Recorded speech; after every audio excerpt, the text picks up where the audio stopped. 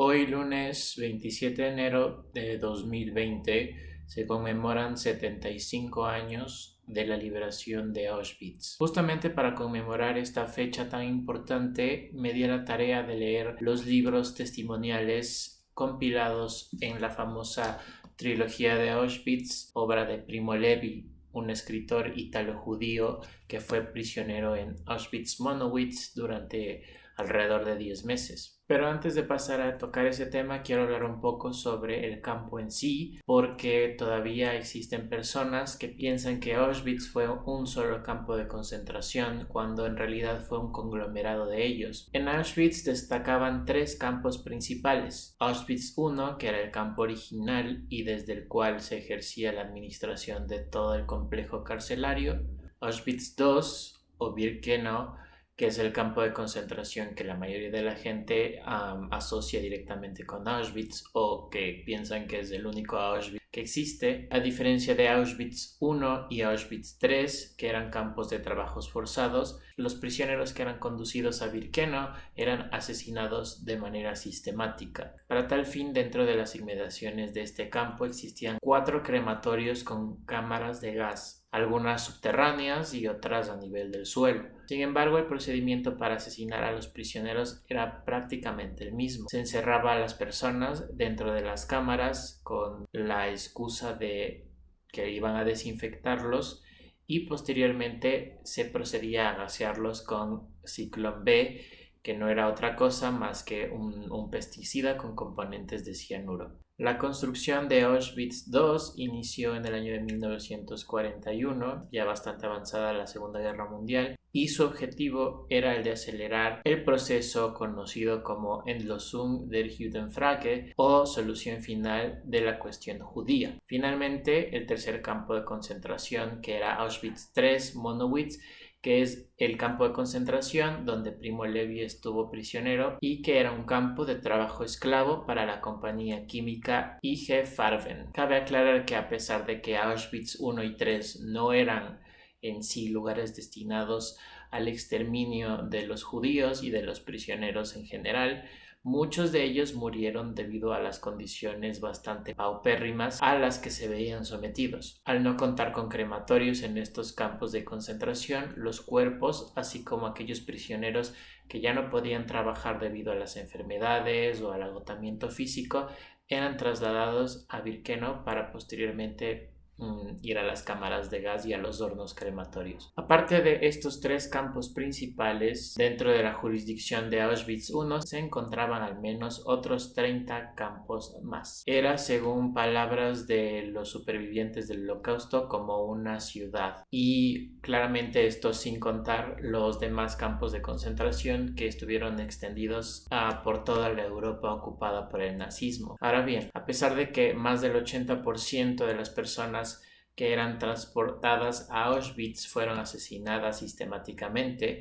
cuando llegó la liberación de los campos el 27 de enero de 1945, muchos otros fueron rescatados por el ejército soviético, entre ellos Primo Levi, que se encontraba enfermo, gracias a lo cual pudo evitar las marchas de la muerte, que no eran otra cosa más que el traslado de los prisioneros de los campos que no tenían las cámaras de gas hacia Birkenau, donde posteriormente eran asesinados. Es precisamente sobre Primo Levi de quien quiero hablar en este video. En su libro mundialmente conocido titulado Si esto es un hombre, primera parte de la trilogía de Auschwitz, Levi narra todo lo que tuvo que soportar dentro de Monowitz: el hambre, las humillaciones, el invierno, el agotamiento físico, el trabajo forzado, el cúmulo de enfermedades que existían dentro del campo de concentración y un sinnúmero de situaciones extremas a las que muchos otros prisioneros sucumbieron durante el proceso. A través de esta novela testimonial, Primo Levi se pregunta qué es un hombre cuando le ha sido arrebatado todo lo que tiene, hasta su propio nombre. A todos los prisioneros que sobrevivían al traslado hacia Auschwitz durante días en vagones de ganado, sin agua y sin comida, se les tatuaba un número que pasaba a ser su forma de identificación dentro del campo. ¿Qué es un hombre cuando ha sido reducido a un número? Eso se pregunta Levi en su libro. Creo que para alguien que mira desde lejos desde una época distante, todo aquel sufrimiento. Es difícil entender todo el horror por el que pasaron millones de personas, y por eso creo que lo mejor es dejar que el propio Primo Levi nos cuente la experiencia de haber sido prisionero en este sitio. Si esto es un nombre, los que vivís seguros en vuestras casas caldeadas, los que os encontráis al volver por la tarde, la comida caliente y los rostros amigos. Considerar si es un hombre quien trabaja en el fango, quien no conoce la paz, quien lucha por la mitad de un panecillo, quien muere por un sí o por un no. Considerad si es una mujer quien no tiene cabellos ni nombre, ni fuerzas para recordarlo, vacía la mirada y frío el regazo como una rana invernal. Pensad que esto ha sucedido, os encomiendo estas palabras. Grabadlas en vuestros corazones al estar en casa, al ir por la calle, al acostaros, al levantaros, repetidselas a vuestros hijos, o que vuestra casa se derrumbe, la enfermedad os imposibilite, vuestros descendientes os vuelvan el rostro. A menudo en la novela de Primo Levi se menciona la necesidad vital de los sobrevivientes del Holocausto por contar su historia y su experiencia dentro de los campos de concentración. Al ser liberados de ellos, se encontraron con que la gente no quería escuchar lo que tenían que decir. El horror de la guerra estaba todavía muy reciente y las personas preferían concentrarse en otras cosas. Pasarían muchos años hasta que su novela, si esto es su nombre, fuese publicada y reconocida a nivel mundial. Levi escribe que es importante recordar porque ha sucedido y por consiguiente puede volver a suceder. Esto es la esencia de lo que tenemos que decir. En resumen, es importante contar y mantener vivo el recuerdo de lo que pasó para que así nunca más suceda de nuevo. Cada uno se despidió de la vida del modo que le era más propio. Unos rezaron, otros bebieron desmesuradamente, otros se embriagaron con su última pasión nefanda. Pero las madres velaron para preparar con amoroso cuidado la comida para el viaje, y lavaron a los niños e hicieron el equipaje, y al amanecer las alambradas espinosas estaban llenas de ropa interior infantil puesta a secar, y no se olvidaron de los pañales, los juguetes, las almohadas, ni de ninguna de las 100 pequeñas cosas que conocen tan bien y de las que los niños tienen siempre necesidad. ¿No haríais igual vosotras? Si fuesen a mataros mañana con vuestro hijo, ¿no le daríais de comer hoy? La mayor parte de los ancianos, las mujeres y los niños, contando también con los enfermos, eran asesinados de forma directa apenas llegaban al campo de concentración, en este caso a Birkenau. Solo los hombres eran utilizados como mano de obra esclava. El tiempo de vida de los cautivos en los campos de concentración era de aproximadamente 3 meses, tras los cuales sucumbían al hambre o a las enfermedades derivadas de esta o de la higiene pobre que existían en los lager. Primo Levi, sin embargo, logró sobrevivir al ser asignado al laboratorio de química de la Buna, que era una fábrica que se construía en Monowitz para la producción de caucho, y que sin embargo nunca llegó a producir nada, puesto que el ejército soviético llegó y bombardeó el campo antes de que terminaran de construir la fábrica. Pero mientras estuvo en el laboratorio tuvo muchas oportunidades que otros prisioneros no tuvieron. El trabajar ahí le aportó no solamente calor en los durísimos meses de invierno, sino más productos con los cuales contrabandear para adquirir comida. En los campos de concentración existía un sistema económico propio que consistía en el trueque de efectos de uso básico, tales como ropa, jabón, comida o zapatos, que eran muy esenciales para sobrevivir ahí. El estar en el laboratorio también le ofreció una oportunidad única para evitar los trabajos forzados y la desnutrición que se cobraba la vida de tantos hombres en Auschwitz. Así también pudo evitar ser elegido en las elecciones que realizaban los alemanes cada cierto tiempo para separar a los enfermos y a los moribundos de los hombres que aún podían trabajar. Todas las personas que eran separadas eran posteriormente posteriormente llevadas a las cámaras de gas en Birkenau. Muchos años más tarde, en 1965, Primo Levi volvió a Auschwitz con ocasión de una ceremonia de conmemoración por la liberación de los campos de concentración en 1945. He sentido una angustia violenta, en cambio, al entrar en el lager de Birkenau, que nunca había visto como prisionero. Aquí nada cambió.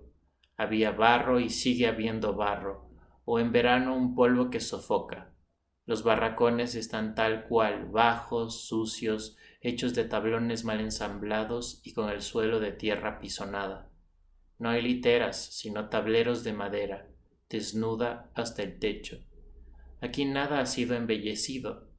Venía conmigo una amiga, Juliana Tedeschi, sobreviviente de Birkenau. Me hizo ver que sobre cada tablero de 1,80 por 2 dormían hasta 9 mujeres. Me hizo notar que por el ventanuco se ven las ruinas del crematorio. En esa época se veían llamas en la cúspide de la chimenea. Ella había preguntado a las veteranas ¿qué es ese fuego?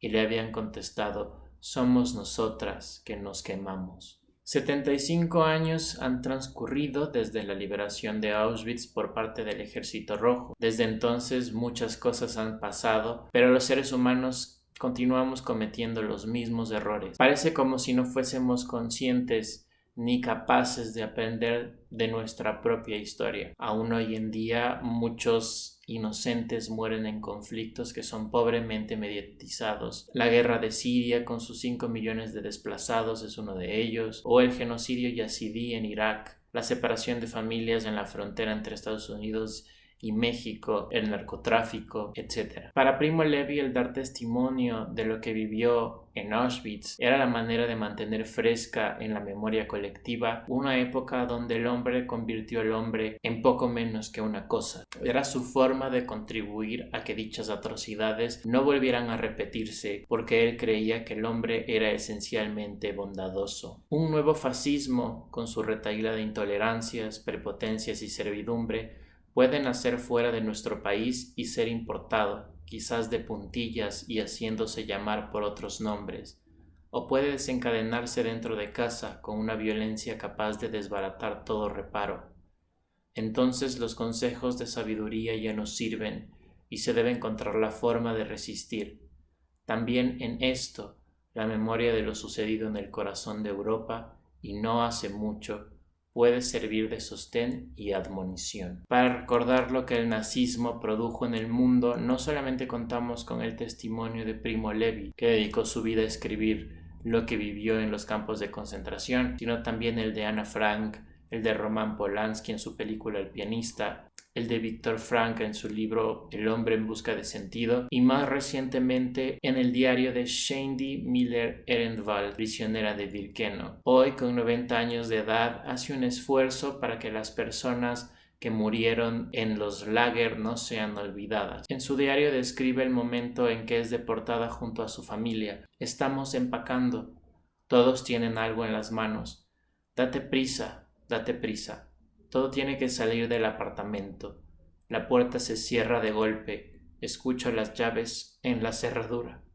Un pedazo de mi corazón se ha roto. Luego de que la familia fuese trasladada a Auschwitz, sus abuelos, sus padres y varios de sus hermanos fueron asesinados en las cámaras de gas de Birkenau. Ella, en cambio, fue seleccionada para realizar trabajos forzados en una fábrica de armas en la Baja Silesia. Con solo 14 años de edad y ya huérfana, se dedicó a escribir su diario en trozos de papel y tarjetas descartadas de la fábrica. Mantuvo ocultos sus escritos, consciente del peligro que representaba tenerlos, hasta que el campo fue liberado en 1945. Solo ella y 2 de sus hermanos lograron sobrevivir. Espero que el video de hoy les haya gustado. El tema del Holocausto y la Segunda Guerra Mundial es sumamente delicado y complejo, pero es, como dice Primo Levi en sus libros, importante recordar para no volver a cometer los mismos errores. Así que por eso he hecho este video el día de hoy.